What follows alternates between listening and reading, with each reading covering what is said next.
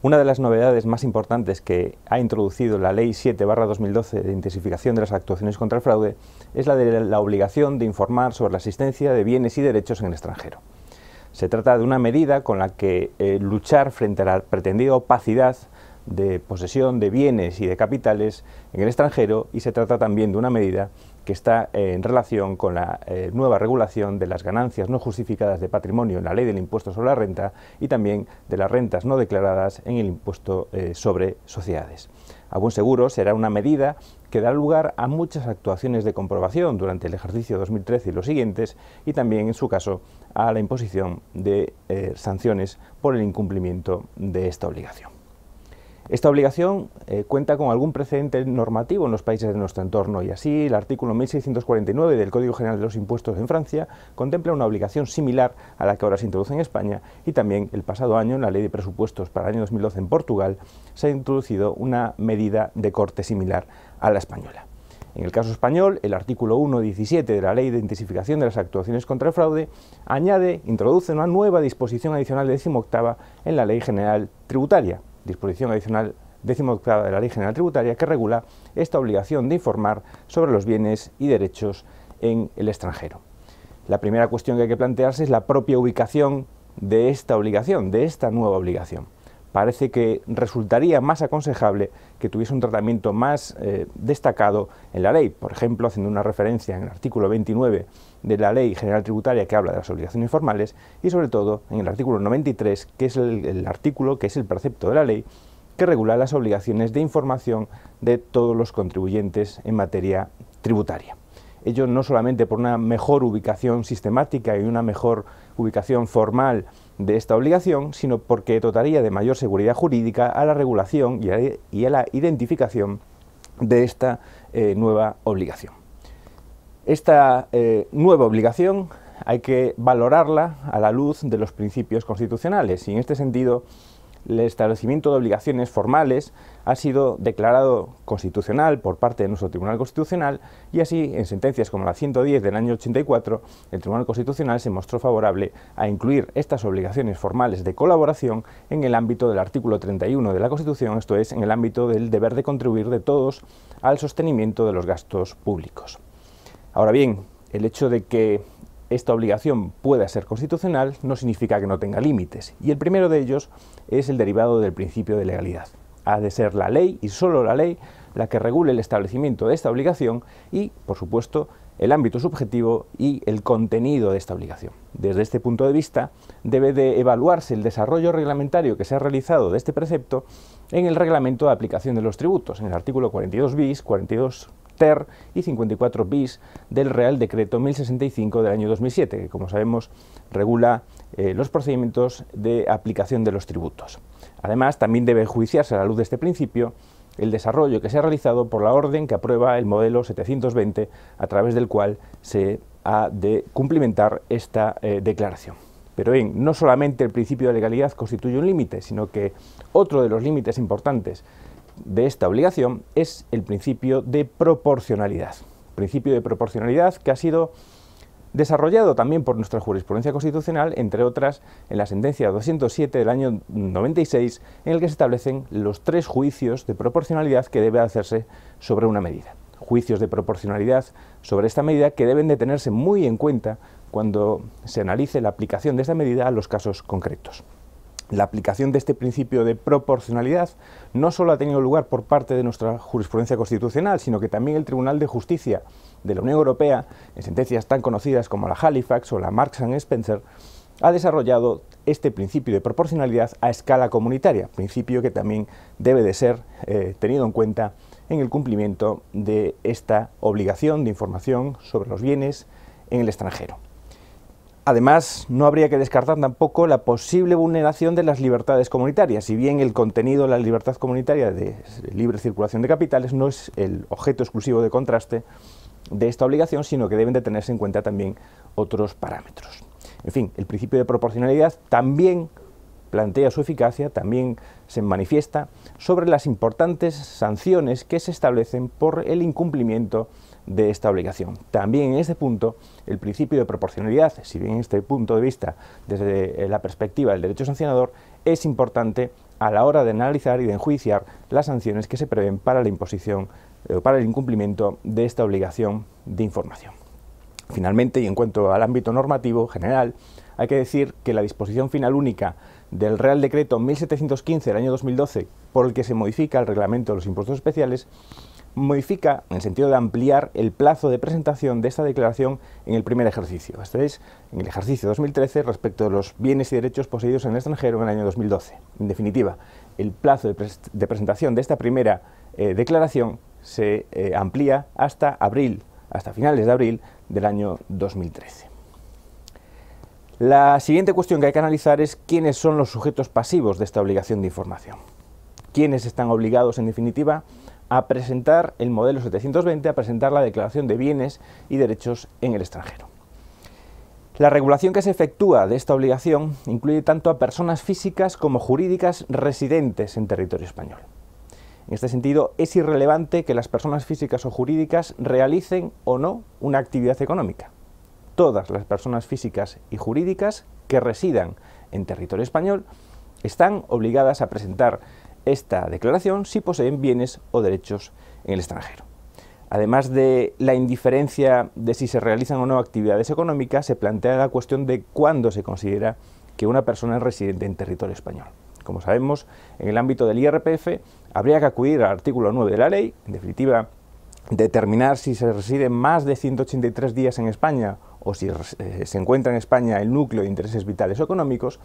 y en el caso del impuesto sobre sociedades habría que acudir al artículo 8 de la ley, del texto refundido de la ley del impuesto sobre sociedades, para determinar si la sociedad reside o no en territorio español. Los problemas que se pueden plantear aquí son los de doble residencia, y en este caso, de supuestos de doble residencia o de posible discusión sobre si una persona física o jurídica reside o no en territorio español, habría que acudir, desistir, al convenio para evitar la doble imposición que solucionase esa duda sobre la posible residencia o no en territorio español.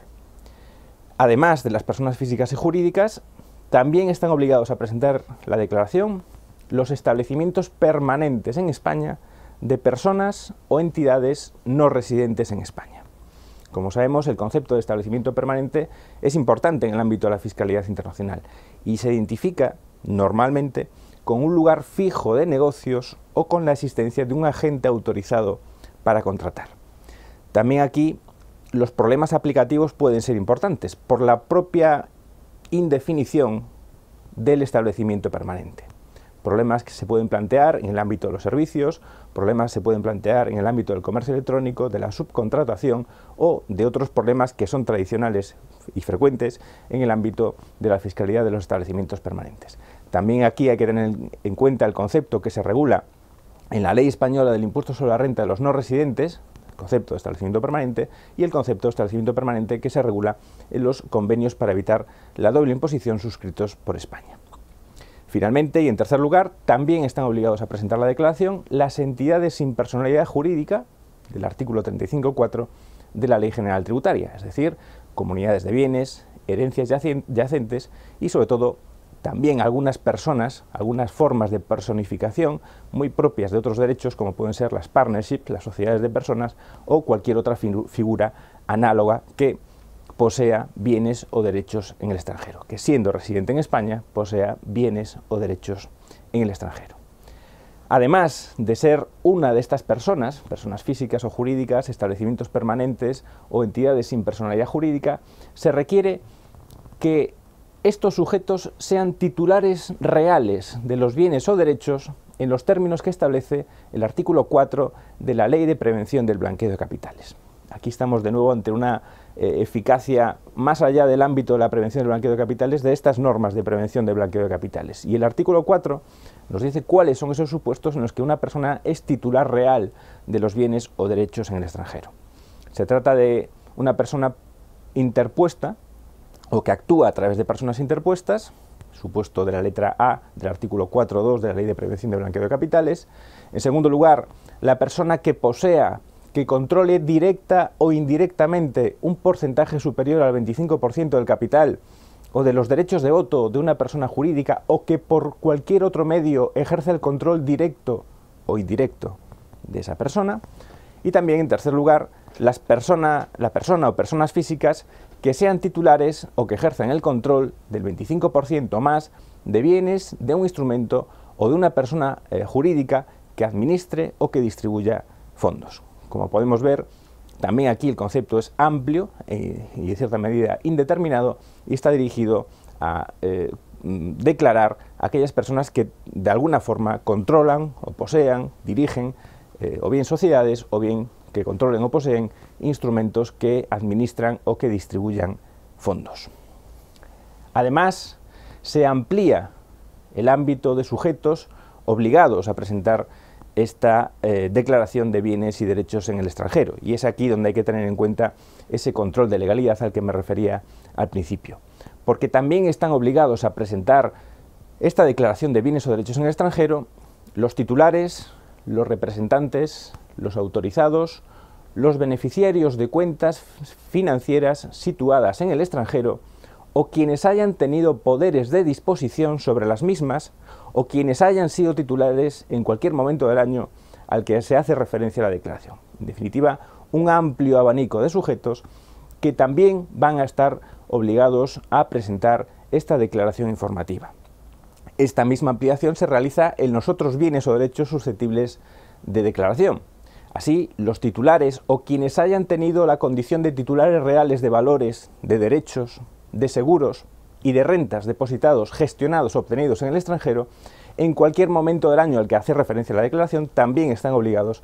a presentar esta declaración informativa. Y por último, en el caso de los inmuebles, los titulares o quienes hayan tenido la condición de titulares reales de bienes inmuebles o de derechos sobre los mismos, por ejemplo, un derecho de multipropiedad, en cualquier momento del año al que hace referencia la declaración, también se encuentran obligados a presentar esta declaración informativa. Este amplio abanico de sujetos obligados a presentar la declaración plantea, sin perjuicio de ese control de legalidad al que he hecho referencia, al menos tres cuestiones.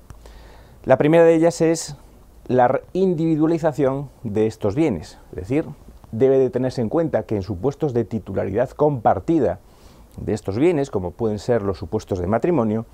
ambos cónyuges o ambos titulares deben de declarar su porcentaje de bienes en el extranjero. En segundo lugar, también puede plantearse la cuestión de qué pasa cuando una persona fallece. En estos casos parece que habría que aplicar el artículo 39 de la Ley General Tributaria, que obliga a los sucesores del causante, a los sucesores del difunto, a cumplir con esta obligación. Pero sin duda la cuestión más trascendente, más importante, es la tercera, que plantea este amplio abanico de sujetos, y es la de determinar si nos encontramos ante un supuesto de sustitución, en sentido de que el cumplimiento por uno de los obligados excluye el cumplimiento por parte de los demás, o si nos encontramos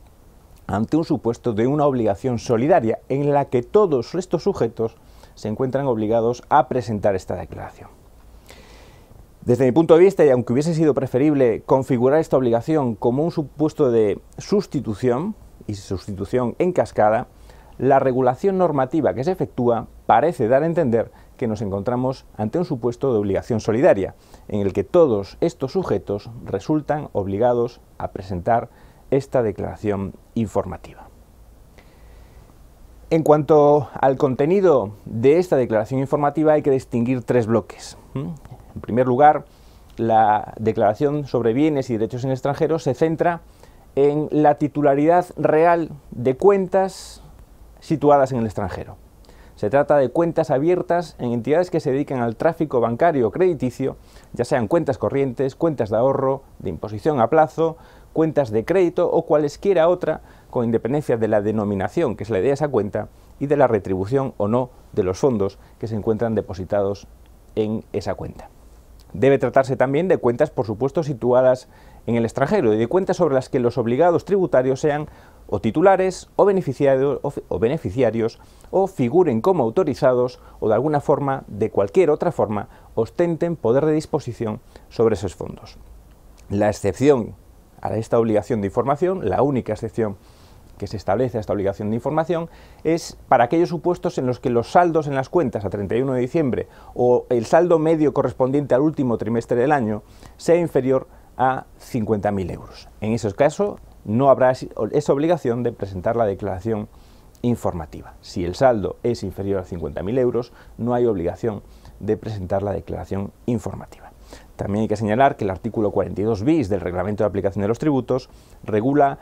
qué sucede en los años sucesivos, es decir, cuándo existe la obligación de continuar presentando la declaración informativa en los años sucesivos. Y también aquí este precepto, el artículo 42 bis del Reglamento de Aplicación de los Tributos, establece un umbral para determinar cuándo y cuándo no hay que presentar esta declaración informativa. En cuanto a los datos sobre las cuentas, se incluye en primer lugar la razón social o la denominación completa de la entidad y el domicilio. Se trata de identificar,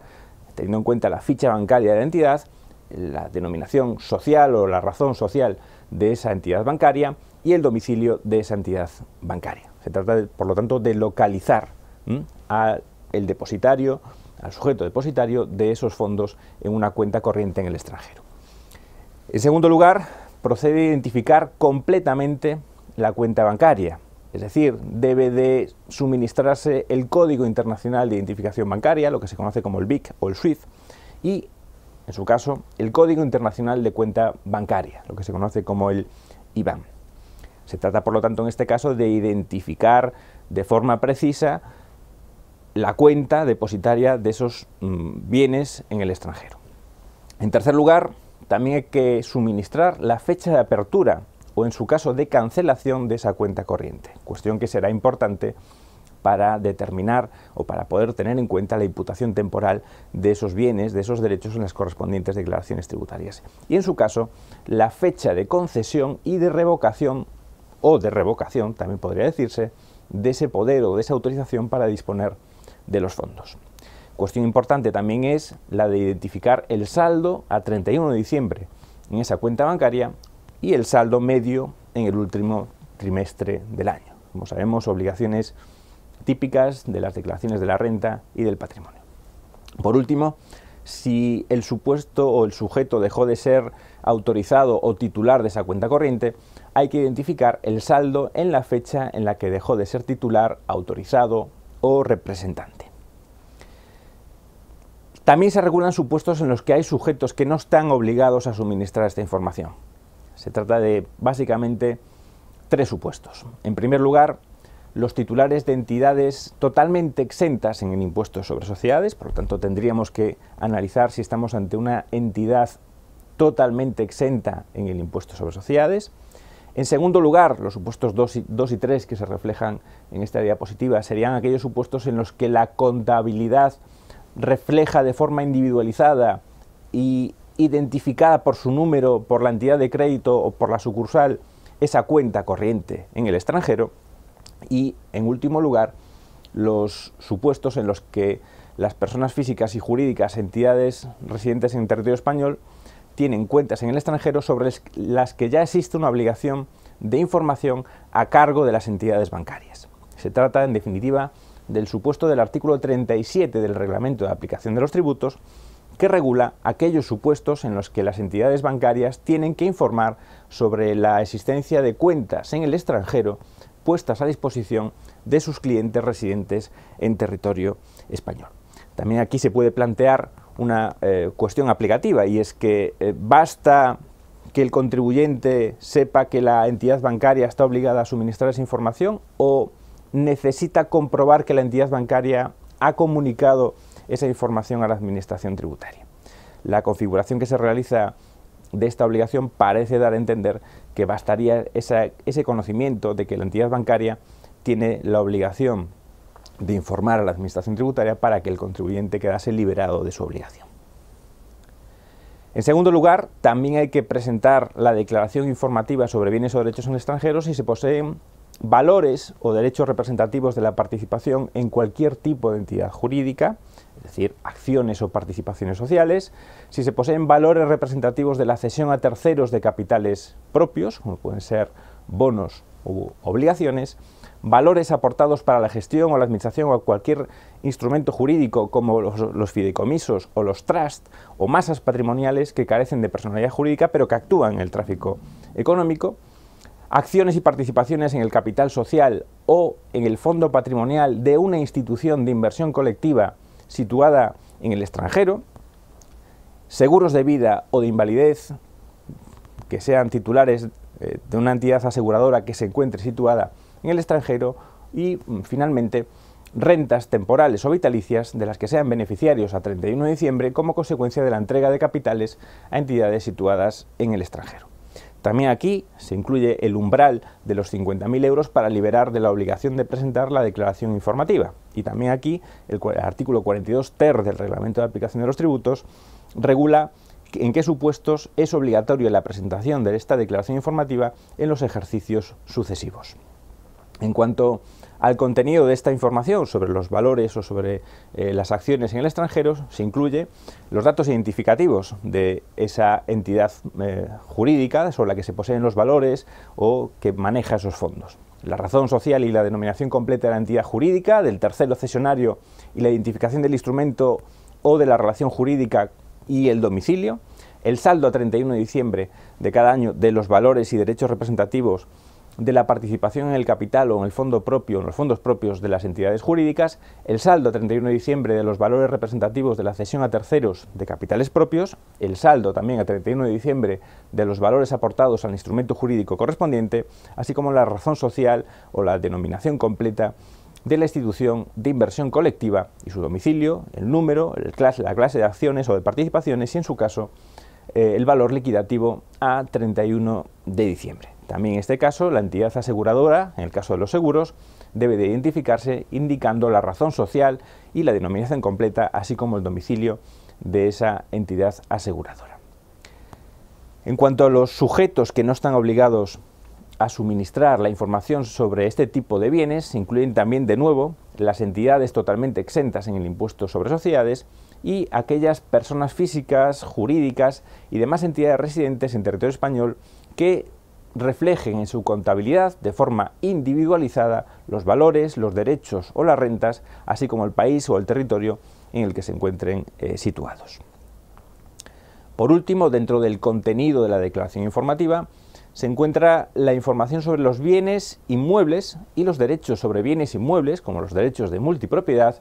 de titularidad de una persona física, de una persona jurídica residente, de un establecimiento permanente situado en territorio español, o bien de una entidad sin personalidad jurídica que se encuentre en el extranjero. En definitiva, la información sobre los bienes inmuebles que se encuentren situados en el extranjero. En este caso, debe de procederse a la identificación del inmueble con una especificación sucinta de la tipología, indicar también la situación del inmueble, no solo en el país o en el territorio en el que se encuentra situado, sino también la localidad, la calle, la provincia, cualquier dato geográfico que permita identificar ese inmueble, así como información relevante sobre la fecha de adquisición, el valor de adquisición y, en el caso de derechos de multipropiedad, la fecha de adquisición de dichos derechos y el valor a 31 de diciembre según las reglas de valoración establecidas en el impuesto sobre el patrimonio. En el caso también del derecho de multipropiedad, debe de indicarse también si, en qué momento del año, en su caso, se ha dejado de tener ese derecho de uso sobre un bien inmueble. También aquí se contempla la excepción, es umbral liberatorio de los 50.000 euros. No existe la obligación de presentar la declaración informativa si el valor de los bienes no supera los 50.000 euros. En este caso, también el artículo 54 bis del Reglamento de Aplicación de los Tributos regula los supuestos en los que en los ejercicios sucesivos existe o no la obligación de presentar esta declaración informativa. También en este caso, y al igual que sucede en las cuentas en el extranjero y en los valores situados en el extranjero, no están obligados a presentar la declaración informativa las entidades totalmente exentas en el impuesto sobre sociedades o bien aquellas personas que reflejan de forma individualizada en su contabilidad la situación del inmueble y la identificación concreta de ese inmueble. En estos supuestos no existe esa obligación de presentar la declaración informativa. En cuanto a las consecuencias derivadas del incumplimiento de la obligación de presentar esta declaración informativa, este modelo 720, podemos referirnos a dos. En primer lugar, las consecuencias tributarias de este incumplimiento y, en segundo lugar, veremos las consecuencias sancionadoras que tiene el incumplimiento de esta obligación. En cuanto a las consecuencias tributarias, en este caso hay que hablar, y no puede ser de otro modo, hay que conectar esta declaración informativa con el nuevo supuesto de ganancia no justificada de patrimonio que se regula en el artículo 39 de la Ley del Impuesto sobre la Renta y que de forma paralela también se regula en el artículo 134 de la Ley del Impuesto sobre Sociedades, del texto refundido de la Ley del Impuesto sobre Sociedades, para referirse a las rentas presuntas o rentas no declaradas. En el caso del impuesto sobre la renta de las personas físicas, se considera que es una ganancia no justificada de patrimonio la tenencia, declaración o adquisición de bienes o derechos respecto de los que no se hubiera cumplido en plazo la obligación de información sobre bienes y derechos situados en el extranjero. Es decir, la no presentación del modelo 720 en plazo supone la existencia de una ganancia no justificada de patrimonio. Se trata de una consecuencia grave que se anuda al incumplimiento de esta obligación de información y que de alguna forma puede suponer la existencia de lo que la doctrina italiana ha llamado una sanción impropia. De alguna forma, desde el punto de vista tributario español, puede ser una medida, en cierta medida, confiscatoria, en el supuesto que obliga a tributar y a integrar en la renta general de un contribuyente persona física el valor de los bienes o derechos situados en el extranjero y, por lo tanto, la sujeción al tipo marginal del impuesto. Lo que establece el artículo 39 es que se integrarán en la base liquidable general del periodo impositivo más antiguo entre los no prescritos susceptible de regularización. Es decir, el importe, el valor de los bienes o derechos situados en el extranjero se imputará al periodo impositivo más antiguo entre los no prescritos, con la consecuencia que ello implica en la exigencia, por ejemplo, de intereses de demora por este plazo. La disposición adicional segunda de la Ley 7/2012, la Ley de Intensificación de las Actuaciones frente al fraude,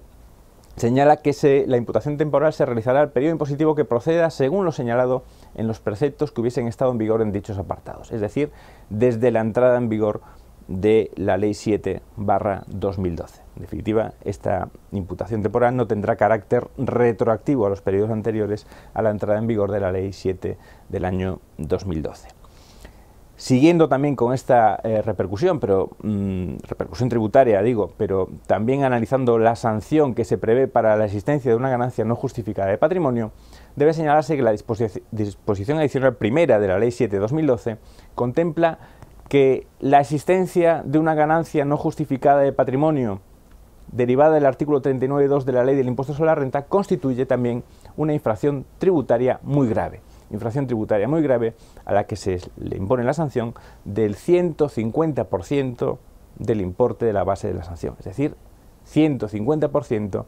del valor de los bienes o derechos situados en el extranjero y que no han sido objeto de esa declaración especial. Se trata de una consecuencia sancionadora excesiva para las ganancias no justificadas de patrimonio y que también debe de ser analizada desde el punto de vista del principio de proporcionalidad, en este caso aplicable a las sanciones tributarias.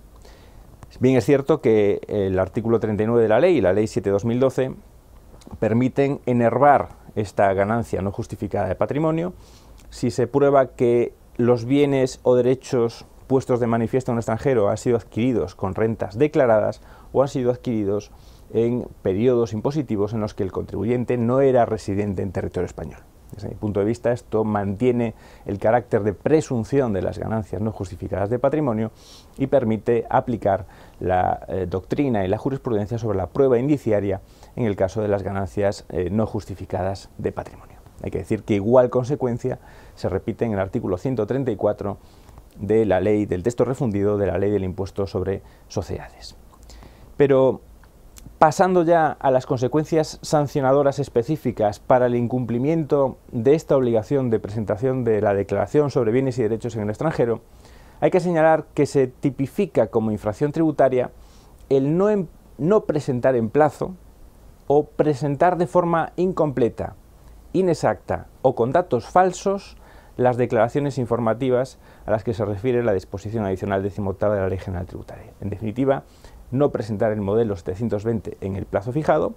o presentar de forma incompleta o inexacta o con datos falsos este modelo 720. Como ya se ha señalado al principio, el plazo de presentación de este modelo 720 en el periodo impositivo 2013 finaliza en abril del año 2013, pero el plazo de presentación de esta declaración informativa en los años sucesivos se contempla para el primer trimestre del año, es decir, hasta el mes de marzo de cada uno de estos años. Por lo tanto, el no presentar en plazo esta declaración informativa constituye una infracción tributaria. Y lo mismo si se presenta de forma incompleta, y aquí es relevante tener en cuenta los datos a incluir en la declaración a los que me he referido anteriormente, inexacta o con datos falsos esa declaración informativa. En ese caso estaremos ante una infracción tributaria. Resulta criticable que se tipifique como infracción tributaria el mero incumplimiento de esa obligación tributaria. Debería de precisarse cuáles son esos datos relevantes, cuáles los datos realmente trascendentes desde el punto de vista tributario que se entiende necesario sancionar si no se presentan en plazo o si se presentan de forma incompleta o inexacta. Sin embargo, la tipificación de esta infracción tributaria es genérica, es abierta, poco respetuosa con los principios de tipicidad, de seguridad, de certeza normativa y también, como se puede ver, con el principio de culpabilidad aplicable a las infracciones y sanciones tributarias. Además, también constituye infracción tributaria la presentación de esta declaración informativa por medios distintos a los electrónicos, informáticos o telemáticos en aquellos supuestos en los que la obligación de presentación de la declaración fuese por estos medios, que hay que decir que la orden que desarrolla este modelo 720 establece exclusivamente la presentación por vía telemática. Por lo tanto, si no se presenta por vía telemática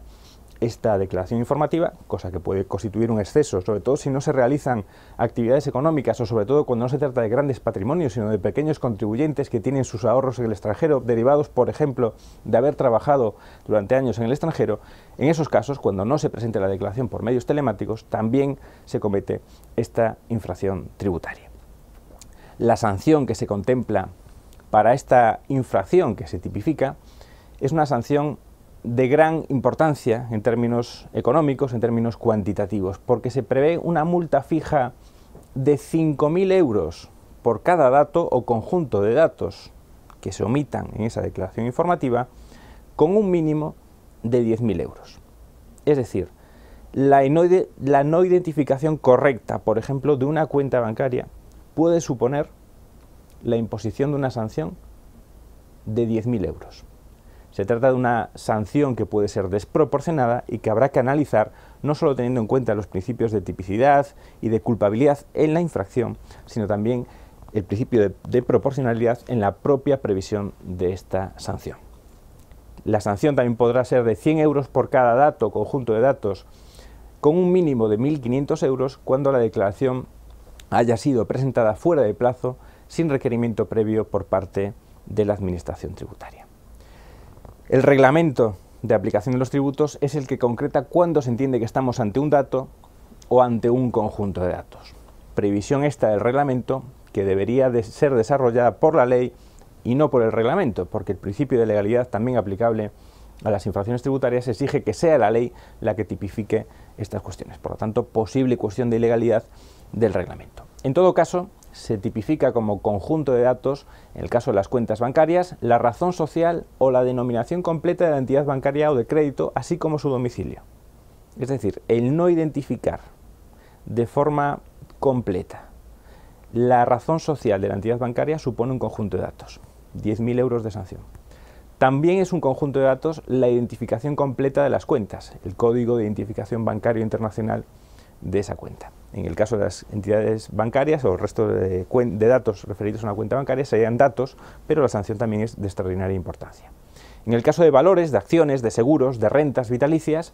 constituye el conjunto de datos la razón social o la denominación completa de la entidad jurídica, del tercero cesionario o la identificación del instrumento o de la relación jurídica que posea o que administre esos bienes. Y en el caso de los bienes inmuebles situados en el extranjero, constituye un conjunto de datos la identificación del inmueble con la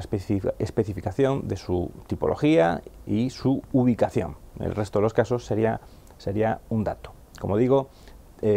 previsión que realiza el reglamento sobre lo que constituyen datos o conjunto de datos. En definitiva, estamos ante una importante obligación tributaria que debe de ser cumplida normalmente en el primer trimestre de cada año y que puede derivar en importantes sanciones para los contribuyentes que desconozcan su propia obligación de presentar